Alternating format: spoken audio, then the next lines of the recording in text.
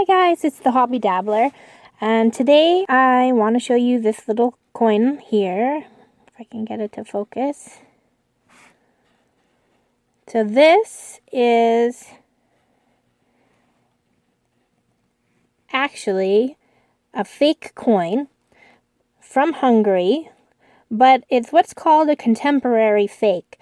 So it was minted at the same time in the 1500s as a regular dinar made in Hungary, and it was circulated like real money, and I just thought it was really interesting. It was an interesting part of history. I'll show you how I know it's a fake. If you can see right here, the E's in the lettering are backwards. So way back then, most people couldn't read. So when people were minting coins, they didn't really have to worry about the wording much, because as long as it looked like lettering, they couldn't read to tell the difference. So I thought that it was an interesting part of history because it's still, a 500-year-old coin. It just happens to be a forgery. So it's Hungarian Dinar from the 1500s. It has, upside down, it has the Madonna and Child on the back here. I don't know if I can get closer and focus. No. So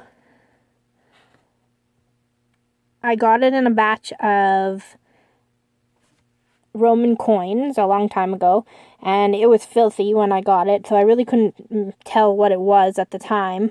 And so I have before and after pictures of what I did with it. I cleaned it up. I know cleaning and in the coin world is not a very good word, but I mean, it's not worth anything. It has a hole in it. So for me to clean it up was more just for my enjoyment. I enjoy cleaning coins and seeing what's under the muck. So I just wanted to show you what I used to clean it with.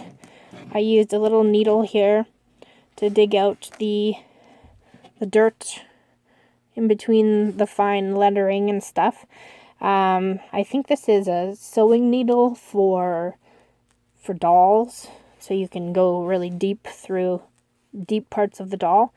I also used this little tool for when it was really dirty, because this is a diamond dusted drill head, but it's quite coarse.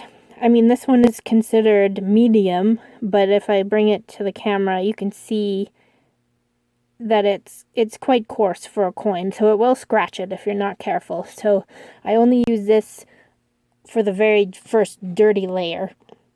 And then I also just used dirty old Q-tips and I'm not sure where it went, but a toothpick to clean it out. So I soaked it in some water, and then I just went at it with these tools really slowly and meticulously until it was cleaned. So I'll show you a picture of the before and after, and in subsequent videos I might show you some Roman coins that I am cleaning, and we'll just do a time lapse of cleaning one of those.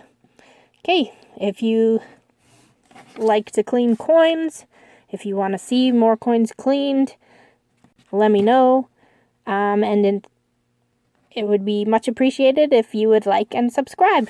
Thank you. Bye.